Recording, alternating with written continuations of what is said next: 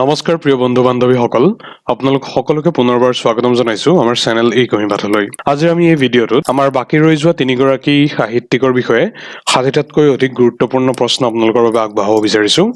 আমাৰ LP UP দুইটা সিলেবাছ মিলাই তিনিগৰাকী সাহিত্যিকৰ বিষয়ে বিৱৰণ দিবলৈ থাকি গৈছিল। সেয়া হৈছে ক্ৰমে ভৱেন্দ্ৰনাথ শইকীয়া, নিৰ্মল প্ৰভা বৰদলৈ বাইদেউ আৰু বীৰেন্দ্ৰ কুমাৰ ভট্টাচাৰ্য। চ' সেই তিনিওগৰাকীৰ বিষয়ে আজিৰ এই ভিডিঅ'টোত আমি কভাৰ কৰিম। প্ৰথমতে এটা এনাউন্সমেণ্ট আছে। আমি APSCৰ সময়তো এই ধৰণে এটা মক টেষ্ট সিৰিজ প্ৰমোট কৰিছিলোঁ আৰু সেই একেটা পাৰ্টিয়ে এডু ষ্টেচন বুলি এটা সংস্থা আছে, তেওঁলোকে এই আপকামিং টেটৰ বাবে মক পেপাৰৰ ব্যৱস্থা কৰিছে। চ' আপোনালোকে যদি ইচ্ছুক হয়, আপোনালোকৰ মাজত কোনোবাই মক টেষ্ট দিব বিচাৰিলে, তেতিয়াহ'লে এডু ষ্টেচন নামৰ এপটো আপোনালোকে প্লে ষ্ট'ৰৰ পৰা ডাউনলোড কৰি ইনষ্টল কৰিব আৰু তাত আপোনালোকে গৈ আছাম টেট মক নামেৰে এই বিশেষ পেকেজটো আপোনালোকে পাৰচেছ কৰি 14খনতকৈও বেছি সদ্যহতে এভেইলেবল আছে আৰু অতি সোনকালে 20খনতকৈও অধিক মক পেপাৰ তেওঁলোকে আপডেট কৰিব বুলি আমাক জনাইছে। চ' আছামিজ আৰু ইংলিছ দুইটা মিডিয়ামতে আপোনালোকে এই মকখিনি এটেম্প কৰিব পাৰিব যিসকলে ইচ্ছুক হয়।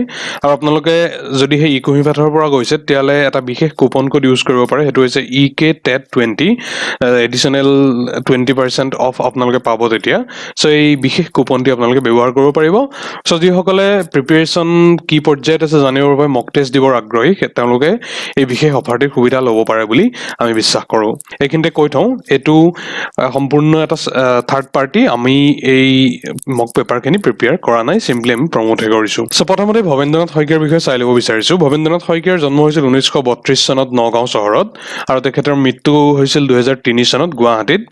শিক্ষা গ্ৰহণ কৰিছিল তেখেতে কটন মহাবিদ্যালয়ৰ পৰা পদাৰ্থ বিজ্ঞানত BSc, তাৰপিছত কলিকতাৰ প্ৰেচিডেঞ্চি কলেজৰ পৰা MSc আৰু 1961 চনত লণ্ডন বিশ্ববিদ্যালয়ৰ পৰা তেখেতে ডক্টৰেট ডিগ্ৰী লাভ কৰে। তেখেতৰ পত্নীৰ নাম হৈছে প্ৰীতি শইকীয়া আৰু তেখেতৰ দুগৰাকী কন্যা আছে। এতিয়া মূল প্ৰশ্নসমূহলৈ যদি চাব বিচাৰোঁ, তেতিয়াহ'লে প্ৰথমতে আহিব যে অসমীয়া সাহিত্যৰ কোনটো যুগত ডক্টৰ ভৱেন্দ্ৰনাথ শইকীয়াই গল্পকাৰ হিচাপে আত্মপ্ৰকাশ কৰিছিল। চ' আমি সকলোৱে জানো যে অসমীয়া সাহিত্যৰ যি ইতিহাস, সেই ইতিহাসটোক বহুত কেইখন আলোচনীৰ নামেৰে তাক নামাংকিত কৰি একোটা যুগ হিচাপে অভিহিত কৰা হয়। উদাহৰণস্বৰূপে জোনাকী যুগ, আবাহনৰ যুগ, ৰামধেনুৰ যুগ ইত্যাদি। চ' ভৱেন্দ্ৰনাথ শইকীয়াই কোনটো যুগত গল্পকাৰ হিচাপে আত্মপ্ৰকাশ কৰিছিল সুধিছে। শুদ্ধ উত্তৰটো হৈছে ৰামধেনু যুগ। এই ৰামধেনু হৈছে এখন আলোচনী যাৰ প্ৰথম প্ৰকাশ হৈছিল 1951 চনত আৰু এই ৰামধেনু আলোচনীৰ লগত আমি আজিৰ ভিডিঅ'টোৰ অন্যতম এগৰাকী গুৰুত্বপূৰ্ণ আলোচনাৰ বিষয়ক আমি কানেক্ট কৰিব পাৰোঁ, তেওঁ হৈছে বীৰেন্দ্ৰ কুমাৰ ভট্টাচাৰ্য। সেই বিষয়ে পিছত আমি আলোচনা কৰিম। দ্বিতীয়তে আহিছে যে ভৱেন্দ্ৰনাথ শইকীয়াৰ চুটিগল্প সংকলন কেইটাৰ নাম কি। ভৱেন্দ্ৰনাথ শইকীয়া অসমীয়া গল্প লিখকসকলৰ ভিতৰত কাণ্ডাৰী স্বৰূপ পজিশ্যনত তেওঁ অৱস্থান গ্ৰহণ কৰি আছে।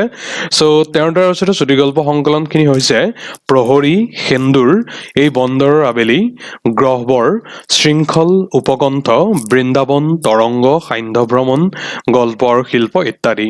চ' এইকেইখনৰ ভিতৰত কোনোবা এখন স্পেচিফিকেলি নাম দি সুধিব পাৰে যে এই চুটিগল্প সংকলনটোৰ লিখক কোন বুলি, তেতিয়া আমি জানিব পাৰিব লাগিব। ইয়াৰ ভিতৰত গুৰুত্বপূৰ্ণ কেইখনমান হৈছে শৃংখল, গহ্বৰ, এই বন্দৰৰ আবেলি, সেন্দুৰ, প্ৰহৰী ইত্যাদি। তাৰপিছত ভৱেন্দ্ৰনাথ শইকীয়াৰ উপন্যাস কেইখনৰ নাম কি সুধিছে। চ' উপন্যাস যদি আমি বিশেষভাৱে সোধে, তেতিয়াহ'লে সেইকেইখন হ'ব ক্ৰমে অন্তৰীপ, ৰম্যভূমি আৰু আতংকৰ শেষত। এই আতংকৰ শেষতখন হৈছে এখন ডিটেক্টিভ উপন্যাস। এই বিষয়ে এটা প্ৰশ্ন নিশ্চয় আছে। অ'কে, এইটোৱে প্ৰশ্নটো। চ' ইয়াত সুধিছে যে ভৱেন্দ্ৰনাথ শইকীয়াৰ একমাত্ৰ ডিটেক্টিভ উপন্যাসখনৰ নাম কি। চ' এই ডিটেক্টিভ উপন্যাসখনৰ নাম হৈছে আতংকৰ শেষত। তেখেত অতি কম বয়সতে ক্লাছ 10ত থকা অৱস্থাতেই এই আতংকৰ শেষত গ্ৰন্থখন লিখি উলিয়াইছিল। তাৰপিছত ভৱেন্দ্ৰনাথ শইকীয়াৰ আত্মজীৱনীৰ নাম কি সুধিছে।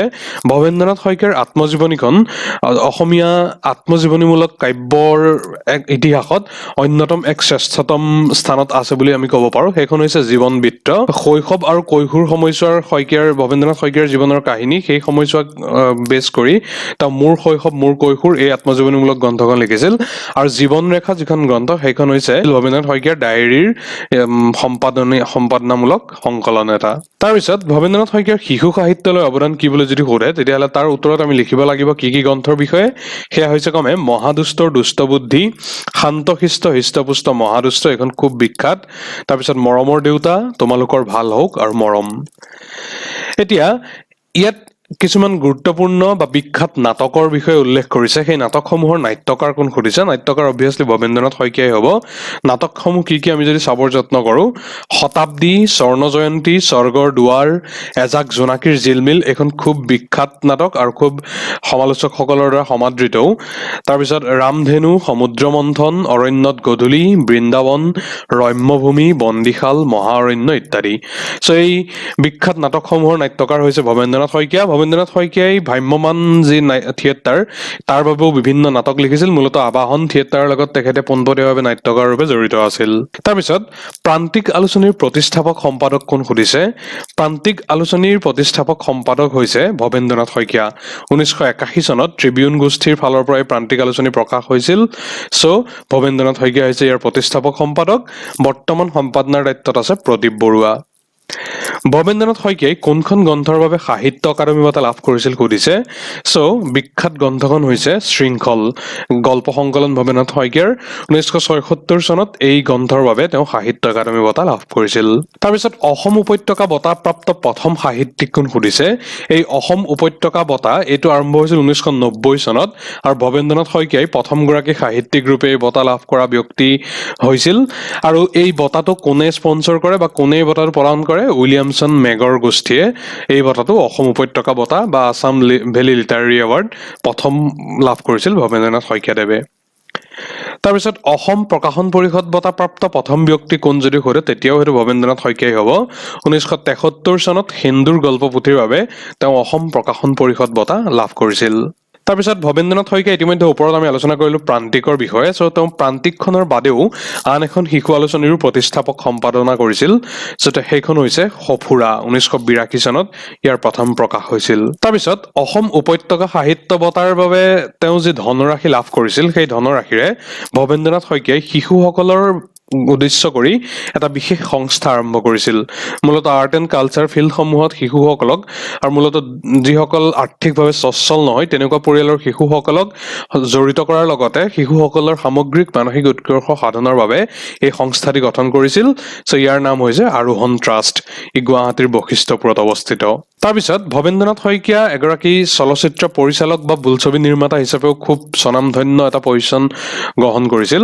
চ' তাৰে প্ৰথমখন বোলছবি কি সুধিছে তেওঁ পৰিচালনা কৰা? সেইখন হৈছে সন্ধ্যাৰাগ। সন্ধ্যাৰাগৰ পৰৱৰ্তী সময়ত তেওঁ আন বহুকেইখন বোলছবি পৰিচালনা কৰিছিল। সেইকেইখন হৈছে ক্ৰমে অনিৰ্বাণ, অগ্নিস্নান, কোলাহল, সাৰথি, আৱৰ্তন, ইতিহাস আৰু কালসন্ধ্যা। ইয়াৰে কালসন্ধ্যাখন হিন্দী ভাষাত ৰচিত আৰু উত্তৰ পূবৰ ইনচাৰ্জেঞ্চি বা উগ্ৰপন্থী সমস্যাৰ মূলত আধাৰিত এক বোলছবি আছিল। তাৰপিছত সৰ্বভাৰতীয় পৰ্যায়ত শ্ৰেষ্ঠ চিত্ৰনাট্যৰ বঁটা লাভ কৰা ভৱেন্দ্ৰনাথ শইকীয়াৰ কথাছবিখন কি? শুদ্ধ উত্তৰটো হৈছে অগ্নিস্নান। এই অগ্নিস্নান কথাছবিখন ভৱেন্দ্ৰনাথ শইকীয়াৰ কোনখন উপন্যাসৰ আধাৰত নিৰ্মিত আছিল সুধিছে। চ' অন্তৰীপ উপন্যাসৰ আধাৰত তেওঁ অগ্নিস্নান কথাছবিখন নিৰ্মাণ কৰিছিল। তাৰপিছত আন তিনিখন বোলছবিৰ বিষয়ে ইয়াত সুধিছে। সন্ধ্যাৰাগ, কোলাহল আৰু সাৰথি। সেইকেইখন ভৱেন্দ্ৰনাথ শইকীয়াৰ একো গল্পৰ আধাৰত নিৰ্মিত। চ' সেই গল্পকেইটা কি? শুদ্ধ উত্তৰখিনি হৈছে সন্ধ্যাৰাগ বোলছবিখন আছিল বানপ্ৰস্থ গল্পটোৰ আধাৰত, কোলাহল বোলছবিখন এন্দুৰ গল্পটোৰ আধাৰত আৰু সাৰথি বোলছবিখন ফাউণ্ডেশ্যন গল্পটোৰ আধাৰত ৰচিত আছিল। তাৰপিছত দীনবন্ধু নামৰ যিখন অসমীয়া কথাছবি পৰৱৰ্তী সময়ত নিৰ্মিত হৈছিল, সেইখন ভৱেন্দ্ৰনাথ শইকীয়াৰ কোনটো গল্পৰ আধাৰত নিৰ্মিত আছিল? শুদ্ধ উত্তৰটো হৈছে যৌতুক। তাৰপিছত ভৱেন্দ্ৰনাথ শইকীয়াৰ কোনকেইখন কথাছবিয়ে ৰজত কমল বঁটা লাভ কৰিছিল সুধিছে। শেষৰ যিখন হিন্দী বোলছবি আছিল কালসন্ধ্যা, সেইখন বাদ দি আন 7খন অসমীয়া ছবিয়েই আঞ্চলিক ভাষাৰ শ্ৰেষ্ঠ বোলছবি হিচাপে ৰজত কমল বঁটা লাভ কৰিবলৈ সক্ষম হৈছিল। তাৰপিছত ভৱেন্দ্ৰনাথ শইকীয়াই তেওঁৰ ৰচনাৰাজিৰ বাবে ব্যৱহৃত ছদ্মনামটি কি? সৰ্বাধিক ব্যৱহৃত। এইখিনিতে কৈ থোৱা উচিত ভৱেন্দ্ৰনাথ শইকীয়াই অসংখ্য ছদ্মনাম ব্যৱহাৰ কৰিছিল। চ' তাৰে আটাইতকৈ বেছি সংখ্যক ব্যৱহাৰ কৰা ছদ্মনামটো হৈছে সত্যপ্ৰিয় পাঠক। চ' এই সত্যপ্ৰিয় পাঠক ছদ্মনামটোৰে লিখা তেওঁৰ যিখিনি লেখা সেই আটাইখিনি প্ৰান্তিক আলোচনীখনৰ পাততেই প্ৰকাশ হৈছিল। সো সেই সত্যপ্ৰিয় পাঠক ছদ্মনামটোৰ বাদেও ভৱেন্দ্ৰনাথ শইকীয়াই ব্যৱহাৰ কৰা আন আন ছদ্মনামসমূহ কি কি? ইয়াত আমি আটাইখিনি ছদ্মনাম দি দিছোঁ, গোটেইখিনি গুৰুত্বপূৰ্ণ নহয়, দুই এটা গুৰুত্বপূৰ্ণ। তাৰ ভিতৰত এটা হৈছে সদানন্দ পাঠক। চ' সত্যপ্ৰিয় পাঠকৰ পিছতে তেওঁ এই সদানন্দ পাঠক এই ছদ্মনামটো ব্যৱহাৰ কৰিছিল আৰু সেই ছদ্মনামটো ব্যৱহাৰ কৰি তেওঁ 6টা লেখা লিখিছিল আৰু সেই আটাইকেইটা লেখাই বুধবাৰ আলোচনীখনৰ পাতত প্ৰকাশ হৈছিল। তাৰ বাদেও ইয়াত উল্লেখ কৰা যিমানবোৰ ছদ্মনাম আছে, ৰজনী দত্ত, বিৰাজমোহন বৰুৱা, গোলোক মহন্ত, দিবাকৰ নেওগ, গৃহানন্দ স্বামী, বিচিত্ৰ দত্ত, অৰবিন্দ দত্ত, সুকুমাৰ দত্ত, মানৱেন্দ্ৰ দাস, নি কা ব, পৰমানন্দ ৰাজগুৰু, এজন অৱসৰপ্ৰাপ্ত মুখ্য অতিথি, কুসুম কুমাৰ বৰুৱা, এই আটাইখিনি ছদ্মনাম তেওঁ ব্যৱহাৰ কৰিছিল মূলতঃ হাস্যব্যংগ লেখাসমূহ ৰচনা কৰাৰ ক্ষেত্ৰত। তাৰপিছত সঞ্জয়, সুনীতি, প্ৰহৰী, পৰ্যবেক্ষক, সুদক্ষ, সুদৰ্শন ইত্যাদি ছদ্মনামো তেওঁ ব্যৱহাৰ কৰিছিল।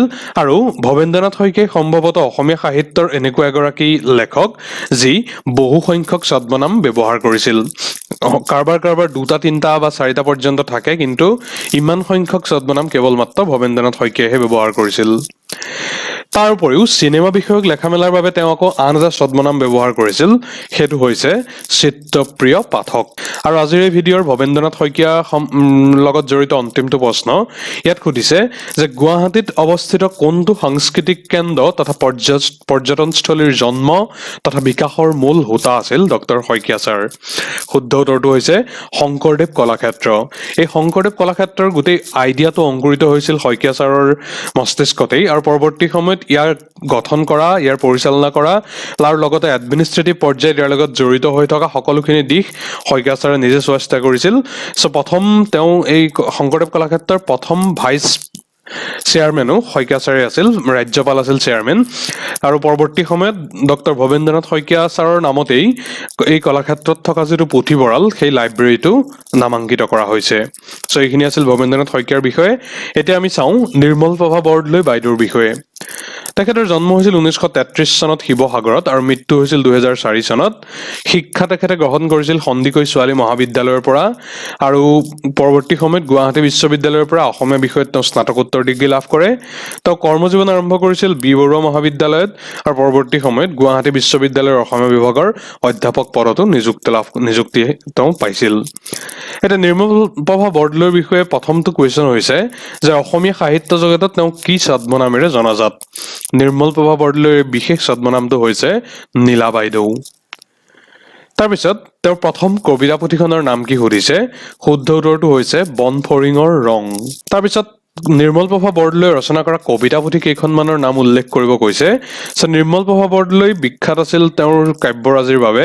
চ' তেনে কেইখনমান গুৰুত্বপূৰ্ণ পুথি হৈছে, কাব্য পুথি হৈছে বন ফৰিঙৰ ৰং, দিনৰ পিছত দিন, সমীপে সু, অন্তৰংগ, সুদীৰ্ঘ দিনৰ ৰাতি। এই সুদীৰ্ঘ দিনৰ ৰাতিখন আটাইতকৈ বিখ্যাত। আন এখন বিখ্যাত হৈছে শব্দৰ ইপাৰে শব্দৰ সিপাৰে আৰু বাকীকেইখন হৈছে অমিতাভ শব্দ, নিৰ্বাচিত কবিতা ইত্যাদি। তাৰপিছত ইয়াত নিৰ্মলপ্ৰভা বৰদলৈয়ে ৰচনা কৰা কেইটামান গুৰুত্বপূৰ্ণ কবিতাৰ নাম উল্লেখ কৰিছে, খুব বিখ্যাত কবিতা। সেইখিনি হৈছে এমুঠি কবিতা, ধ্ৰুপদী, কৰুণতম, মৰ্মান্তিক ইত্যাদি। তাৰপিছত নিৰ্মলপ্ৰভা বৰদলৈৰ দ্বাৰা ৰচিত গীতৰ পুথি কেইখনৰ নাম কি সুধিছে? শুদ্ধ উত্তৰ হৈছে সোণ বৰণীয়া আই, সুৰীয়া মাত, ফুলৰে মেলাতে ইত্যাদি। তাৰপিছত গৱেষণামূলক গ্ৰন্থ কেইখনৰ নাম কি সুধিছে নিৰ্মলপ্ৰভা বৰদলৈ ৰচনা কৰা? সেইকেইখন হৈছে ক্ৰমে দেৱী, শিৱ আৰু সূৰ্য।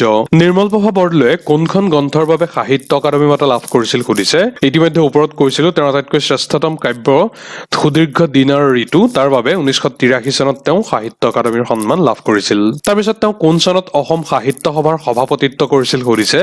শুদ্ধ উত্তৰটো হৈছে 1991 চনত দুধনৈত অনুষ্ঠিত হোৱা অধিৱেশনত। এইখিনিতে উল্লেখ কৰি থোৱা উচিত যে অসম সাহিত্য সভাৰ সন্মানীয় সভাপতিৰ আসনত এতিয়ালৈকে মাত্ৰ 2গৰাকী মহিলা সাহিত্যিকেহে অলংকৃত কৰিছে। তাৰে দ্বিতীয়গৰাকী হৈছে নিৰ্মলপ্ৰভা বৰদলৈ। প্ৰথমগৰাকী কোন সেইটো গুৰুত্বপূৰ্ণ। প্ৰথমগৰাকী হৈছে নলিনীবালা দেৱী। সম্ভৱতঃ 1955 চনৰ যোৰহাট অধিৱেশনত তেখেতে সভাপতিত্ব সভাপতিত্বৰ আসনত সভাপতিৰ আসনত বহিছিল আৰু 1991 চনৰ দুধনৈত দ্বিতীয়গৰাকী হিচাপে নিৰ্মল প্ৰভা বৰদলৈয়ে অসম সাহিত্য সভাৰ সভাপতিত্ব কৰিছিল। তাৰপিছত নিৰ্মল প্ৰভা বৰদলৈয়ে লোকজীৱনৰ আধাৰত ৰচনা কৰা এটা বিখ্যাত কবিতাৰ নাম কি সুধিছে। শুদ্ধ উত্তৰটো হৈছে কৰুণতম। এই কৰুণতম কবিতাটো দিনৰ পিছত দিন পুথিৰ অন্তৰ্গত আৰু ইয়াৰ যি বিষয়বস্তু সেয়া হৈছে লোকজীৱন। তাৰপিছত নিৰ্মল প্ৰভা বৰদলৈৰ আত্মজীৱনীখনৰ নাম কি সুধিছে। এই নিৰ্মল প্ৰভা বৰদলৈৰ আত্মজীৱনীখন খুব এখন বিখ্যাত আত্মজীৱনী অসমীয়া সাহিত্যিকসকলৰ আত্মজীৱনীসমূহৰ ভিতৰত। সেইখন হৈছে জীৱন জীৱন বৰ অনুপম। এই জীৱন জীৱন বৰ অনুপম এই টাইটলটো খুব বিখ্যাত। তাৰপিছত নিৰ্মল প্ৰভা বৰদলৈৰ সৃষ্টিৰাজিৰ অন্যতম এক গুৰুত্বপূৰ্ণ দিশ হৈছে তেওঁৰ দ্বাৰা ৰচিত গীতসমূহ। নিৰ্মল প্ৰভা বৰদলৈ আৰু জয়ন্ত হাজৰিকা এই যি যুগলবন্দী, এই যুগলবন্দীয়ে বহুখিনি কালজয়ী গীত সৃষ্টি কৰি থৈ গৈছে আৰু জয়ন্ত হাজৰিকাৰ বাদেও অসম তথা অসমৰ বাহিৰৰো বহুখিনি শিল্পীৰ লগত তেখেতে মিলিত হৈ এই গীতসমূহ সৃষ্টি কৰিছিল। তেনে গুৰুত্বপূৰ্ণ কেইটামান বা খুব বিখ্যাত কেইটামান গীত ইয়াত উল্লেখ কৰি দিছোঁ। গীতিকাৰ কোন বুলি যদি সোধে শুদ্ধ উত্তৰটো নিৰ্মল প্ৰভা বৰদলৈ হ'ব। সেই গীতসমূহ হৈছে মোৰ মিনতি তৰা হয় যদি জয়ন্ত হাজৰিকাৰ লগত, সোণৰ খাৰু নালাগে মোক বিয়াৰ বাবে আই, এটা কালজয়ী সৃষ্টি, এইটো দীপালী বৰঠাকুৰ বাইদেউৰ লগত। তাৰপিছত আগলি বতাহে কপালে কলৰে পাত, এইটো জয়ন্ত হাজৰিকাৰ লগত। ফুলৰে মেলাতে পক্ষীয়ে গীত গাই, এইটো পুলক বেনাৰ্জীৰ লগত। আকৌ নতুন প্ৰভাত হ'ব, এনেকুৱা বিখ্যাত কিছুমান গীত আছে যিখিনি নিৰ্মল প্ৰভা বৰদলৈয়ে ৰচনা কৰিছিল। এই কালজয়ী গীতসমূহৰ সৃষ্টিৰ আঁৰৰ যিসমূহ কাহিনী সেইসমূহ খুব ইণ্টাৰেষ্টিং আছিল। এটা এইখিনিতে উল্লেখ কৰি থ'ব বিচাৰিছোঁ, যদিও এক্সাম পাৰ্পাছৰ পৰা গুৰুত্বপূৰ্ণ নহয়, কিন্তু আপোনালোকে হয়তো শুনি আচৰিত হ'ব বা আনন্দিত হ'ব। যিটো আগলি বতাহে কপালে কলৰে পাত, এই কালজয়ী গীতটো সৃষ্টি হৈছিল 1960 চনত। সেই সময়ত উজান বজাৰৰ এখন বিয়া ঘৰত অসমীয়া সাংস্কৃতিক জগতৰ কেইবাজনো স্বনামধন্য ব্যক্তি একেলগ হৈছিল, তেওঁলোকে আড্ডা মাৰি আছিল। তাৰ ভিতৰত আছিল হীৰেণ ভট্টাচাৰ্য অৰ্থাৎ হিৰুদা, নিৰ্মল প্ৰভা বৰদলৈ, জয়ন্ত হাজৰিকা ইত্যাদি। চ' সেই আড্ডাৰ মাজতেই হীৰেণ ভট্টাচাৰ্যদেৱে হিৰুদাই প্ৰস্তাৱ দিলে এটা গীত ৰচিবলৈ। তেওঁ চৰ্ত বান্ধি দিলে যে গীতটো ৰচনা কৰিব লাগিব 3 মিনিটৰ ভিতৰত আৰু তাক সুৰো দিব লাগিব 3 মিনিটতে।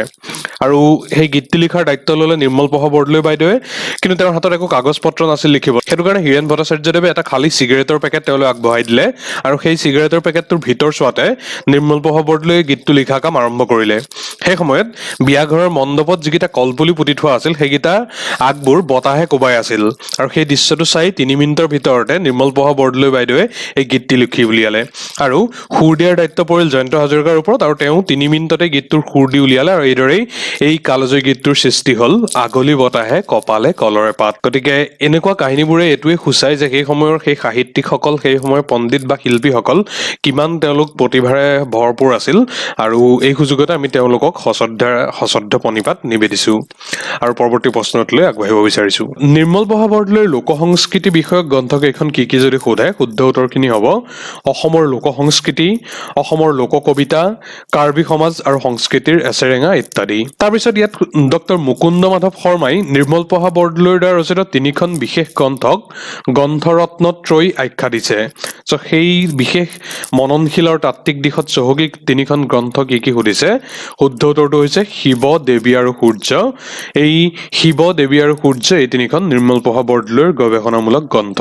তাৰপিছত ডক্টৰ নিৰ্মল প্ৰভা বৰদলৈ বাইদেৱে কেৱল মাত্ৰ এখনেই উপন্যাস ৰচনা কৰিছিল। উক্ত উপন্যাসখনৰ নাম কি সুধিছে। শুদ্ধ উত্তৰটো হৈছে জলপদ্ম। আৰু আজিৰ এই ভিডিঅ'টোৰ নিৰ্মল প্ৰভা বৰদলৈৰ সন্দৰ্ভত আমাৰ অন্তিমটো প্ৰশ্ন। 1987 চনত নলবাৰীত অসম সংস্কৃত সমাজে দেৱী গ্ৰন্থখনৰ বাবে নিৰ্মল প্ৰভা বৰদলৈক কি সন্মান প্ৰদান কৰিছিল। এই গৱেষণামূলক দেৱী গ্ৰন্থখন খুব বিখ্যাত গ্ৰন্থ আছিল আৰু ইয়াৰ বাবে অসম সংস্কৃত সমাজে নিৰ্মল প্ৰভা বৰদলৈক সৰস্বতী সন্মান প্ৰদান কৰিছিল।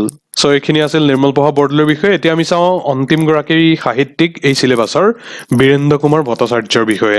তেখেতৰ জন্ম হৈছিল 1924 চনত আৰু মৃত্যু 1997 চনত। কটন মহাবিদ্যালয়ৰ পৰা উচ্চতৰ মাধ্যমিক আৰু স্নাতকৰ শিক্ষা তেওঁ গ্ৰহণ কৰিছিল আৰু গুৱাহাটী বিশ্ববিদ্যালয়ৰ পৰা স্নাতকোত্তৰ ডিগ্ৰী লাভ কৰিছিল।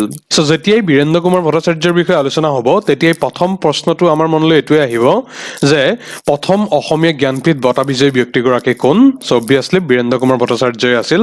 তেওঁ কোন চনত আৰু কোনখন গ্ৰন্থৰ বাবে এই বিশেষ সন্মান লাভ কৰিছিল সুধিছে। শুদ্ধ উত্তৰটো হৈছে 1979 চনত মৃত্যুঞ্জয় উপন্যাসৰ বাবে তেওঁ এই সন্মানেৰে সন্মানিত হৈছিল। বীৰেন্দ্ৰ কুমাৰ ভট্টাচাৰ্যৰ উপৰিও আৰু এগৰাকী অসমীয়া সাহিত্যিক আছে যি জ্ঞানপীঠ বঁটা বৰ্তমানলৈকে লাভ কৰিবলৈ সক্ষম হৈছে। এই জ্ঞানপীঠ বঁটাটো হৈছে ভাৰতৰ সাহিত্য জগতৰ আটাইতকৈ সৰ্বোচ্চ সন্মান। দ্বিতীয়গৰাকী অসমীয়া হৈছে মামণি ৰয়ছম গোস্বামী বা ইন্দিৰা গোস্বামী। এই মামণি বাইদেৱে 2000 চনত জ্ঞানপীঠ বঁটাৰে তেওঁ সন্মানিত হৈছিল। বীৰেন্দ্ৰ কুমাৰ ভট্টাচাৰ্যৰ দ্বাৰা ৰচিত প্ৰথমখন উপন্যাসৰ নাম কি সুধিছে। শুদ্ধ উত্তৰটো হৈছে ৰাজপথে ৰিঙিয়াই। আচলতে ৰাজপথে ৰিঙিয়াইখন তেওঁৰ দ্বাৰা দ্বিতীয় উপন্যাস, যিখন প্ৰথম প্ৰকাশ হৈছিল। ইয়াৰ পূৰ্বতেও তেওঁৰ এখন উপন্যাস আছিল যিখন প্ৰকাশৰ পূৰ্বেই নষ্ট হৈ গৈছিল। সেইবাবে আনুষ্ঠানিকভাৱে ৰাজপথে ৰিঙিয়াই এই বীৰেন্দ্ৰ ভট্টাচাৰ্যৰ উপন্যাসখনকেই প্ৰথম উপন্যাসৰ স্বীকৃতি দিয়া হয়। তাৰপিছত বীৰেন্দ্ৰ কুমাৰ ভট্টাচাৰ্যৰ দ্বাৰা ৰচিত অন্যান্য উপন্যাস কেইখন কি সুধিছে। বীৰেন্দ্ৰ কুমাৰ ভট্টাচাৰ্যই বহুখিনি উপন্যাস ৰচনা কৰি থৈ গৈছে আৰু তেওঁৰ সেই ৰচনা কৰা প্ৰত্যেকখন উপন্যাসেই তাৰ স্বকীয় গৰিমাৰে অসমীয়া সাহিত্য সংস্কৃতিক মহিমামণ্ডিত কৰি থৈ গৈছে। সেই উপন্যাসসমূহ হৈছে ক্ৰমে আই, ইয়াৰুইংগম, ইয়াৰ আটাইতকৈ বিখ্যাতখন হৈছে ইয়াৰুইংগম, তাৰপিছত মুনি চুনিৰ পোহৰ, ৰঙা মেঘ, প্ৰতিপদ, কালৰ হুমুনিয়া, বল্লৰী, কবৰ আৰু ফুল, শতঘ্নী, নস্ত্ৰচন্দ, চিনাকি সুঁতি, ডাইনী, শৰৎ কোঁৱৰ, ফুল কোঁৱৰৰ পক্ষী ঘোঁৰা, প্ৰেম আৰু মৃত্যু, বুঢ়ী আইতাৰ পুৰাণ ইত্যাদি। এতিয়া তেখেতৰ চতুৰংগ নামৰ গ্ৰন্থখন 4খন উপন্যাসৰ সমষ্টি। সেই 4খন উপন্যাস কি সুধিছে। সেইকেইখন হৈছে ক্ৰমে ভাৰতী, তব আৰু ইদা, পৰিবাৰ্যক আৰু এটি নিশা। তাৰপিছত তেওঁ সাহিত্য একাডেমী বঁটা কোনখন গ্ৰন্থৰ বাবে লাভ কৰিছিল সুধিছে। শুদ্ধ উত্তৰটো হৈছে ইয়াৰুইংগম গ্ৰন্থখনৰ বাবে 1961 চনত তেওঁ সাহিত্য একাডেমীৰ বঁটা লাভ কৰিছিল। এই ইয়াৰুইংগম উপন্যাসখন কোনটো বিশেষ জনগোষ্ঠীৰ আধাৰত ৰচিত।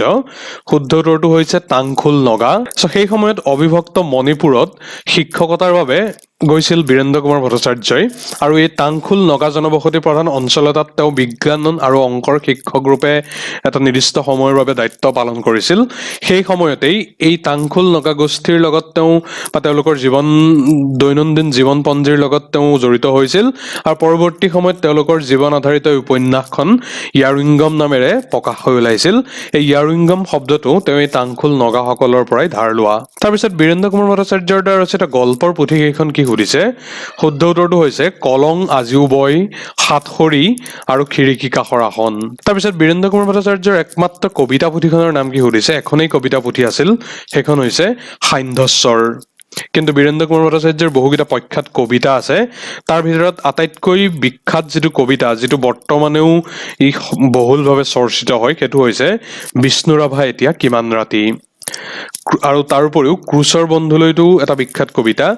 বিষ্ণুৰাভা এতিয়া কিমান ৰাতি, ক্ৰুচৰ বন্ধুলৈ আদি প্ৰখ্যাত কবিতাৰ কবি কোন যদি সোধে, তেতিয়াহ'লে শুদ্ধ উত্তৰটো হ'ব অবভিয়াছলি ডক্টৰ বীৰেন্দ্ৰ কুমাৰ ভট্টাচাৰ্য। তাৰপিছত তেওঁৰ দ্বাৰা ৰচনা কৰা কেইটামান বিখ্যাত গল্পৰ কথা ইয়াত উল্লেখ কৰি দিছো। এজনী জাপানী ছোৱালী, মা কনৰ গোসাঁই, মিয়া মনচুৰ ইত্যাদি গল্পৰ গল্পকাৰ কোন যদি সোধে, তেতিয়াহ'লে শুদ্ধ উত্তৰটো হ'ব বীৰেন্দ্ৰ কুমাৰ ভট্টাচাৰ্য। তাৰপিছত বীৰেন্দ্ৰ কুমাৰ ভট্টাচাৰ্যদেৱে ডক্টৰেট ডিগ্ৰী লাভ কৰিছিল। সেই গৱেষণাৰ বিষয় কি সুধিছে ডক্টৰেট ডিগ্ৰীৰ বাবে, সেয়া হৈছে অসমীয়া সাহিত্যত ব্যংগ আৰু হাস্য ৰস। এইটো হাস্য কৰ হৈ থাকিল, এইটো হ'ব লাগে হাস্য ৰস। তাৰপিছত বীৰেন্দ্ৰ কুমাৰ ভট্টাচাৰ্যই কোনখন বিখ্যাত আলোচনী সম্পাদনা কৰিছিল। বীৰেন্দ্ৰ কুমাৰ ভট্টাচাৰ্যই সম্পাদনা কৰা আলোচনীখন হৈছে ৰামধেনু। এই ৰামধেনু আলোচনীখনৰ তেওঁ আছিল 4ৰ্থগৰাকী সম্পাদক আৰু ৰামধেনুৰ বাদেও সাদিনীয়া নৱযুগ কাকতৰ তেওঁ সম্পাদনা কৰিছিল। এই ৰামধেনু আলোচনী প্ৰথম প্ৰকাশৰ চন আৰু প্ৰথম সম্পাদক কোন সুধিছে। শুদ্ধ উত্তৰটো হৈছে 1951 চনত ইয়াক প্ৰথম প্ৰকাশ হৈছিল আৰু প্ৰথম সম্পাদক আছিল ইন্দ্ৰকমল বেজবৰুৱা।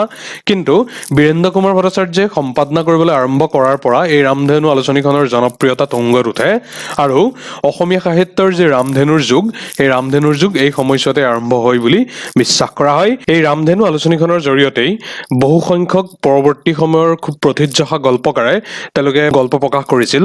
তাৰ ভিতৰত অন্যতম কেইটামান নাম হৈছে ভৱেন্দ্ৰনাথ শইকীয়া, হোমেন বৰগোহাঁই, সৌৰভ কুমাৰ চলিহা, চন্দ্ৰপ্ৰসাদ শইকীয়া, লক্ষ্মীনন্দন বৰা, শিলভদ্ৰ, নিৰুপমা বৰগোহাঁই, মামণি ৰয়ছম গোস্বামী, মহিম বৰা ইত্যাদি। তাৰপিছত বীৰেন্দ্ৰ কুমাৰ ভট্টাচাৰ্যই অসম সাহিত্য সভাৰ কোন অধিৱেশনত সভাপতিত্ব কৰিছিল সুধিছে।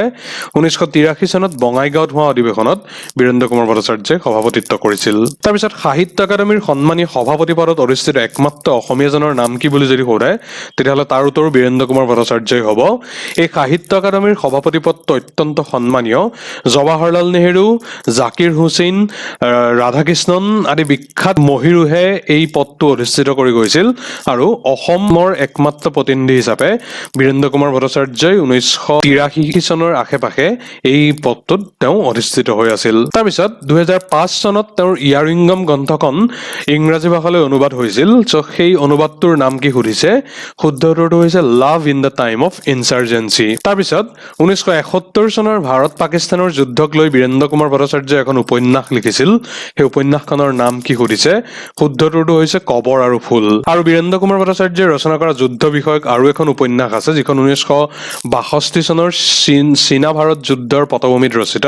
সেইখনৰ নাম হৈছে শতঘ্নী।